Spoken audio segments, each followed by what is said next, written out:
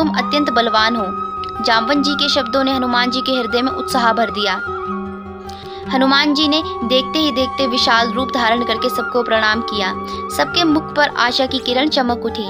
हनुमान जी समुद्र पार करने के लिए महेंद्र नामक पर्वत की चोटी पर चढ़ गए।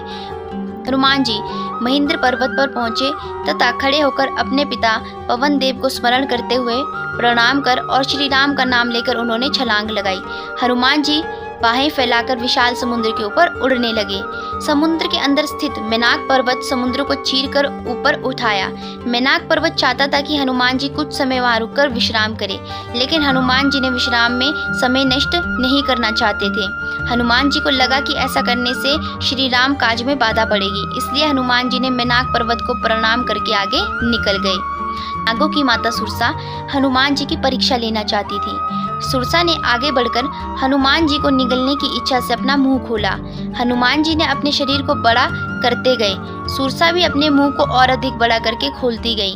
तब हनुमान जी ने अपने शरीर को एकदम छोटा कर लिया और सुरसा के मुंह से घुसकर तुरंत बाहर निकल आए। उन्होंने सुरसा की बात रखते हुए अपनी बुद्धि और शक्ति का परिचय भी दे दिया। सुरसा बहुत प्रसन्न हुई और हनुमान जी को अपने लक्ष्य में सफल होने का आशीर्वाद दिया। सुरसा को प्रणाम करके हनुमान जी जैसे ही लंका की ओर उड़ चले, एक नई बाधा उनके सामने आ गई। समुद्र में सिंह का नाम राक्षसी रहती थी।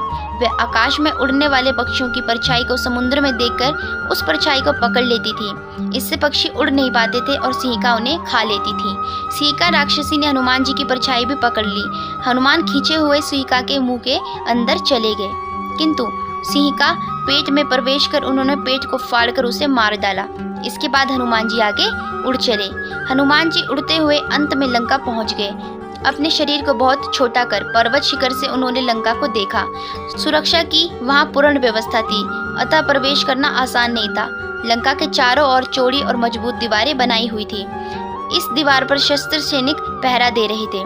दीवार के साथ साथ चौड़ी खाई थी। लंका नगरी अत्यंत सुंदर थी। सोने से सजे भवन जगमगा रहे थे। हनुमान जी ने रात के समय लंका में प्रवेश करना उचित समझा। रात हो जाने पर हनुमान जी ने अपना रूप बहुत ही सूक्ष्म कर लिया और लंका के प्रवेश द्वार से अंदर जाते समय वहां पहरा दे रही लंकनी ने उन्हें अंदर जाने से रोक लिया। तब हनुमान जी ने उसे अपनी गदा से एक ही मार मारा और वह अधमरी हो गई। तब वो हनुमान जी से क्षमा मांगती है और उन्हें लंका में प्रवेश करने देती हैं।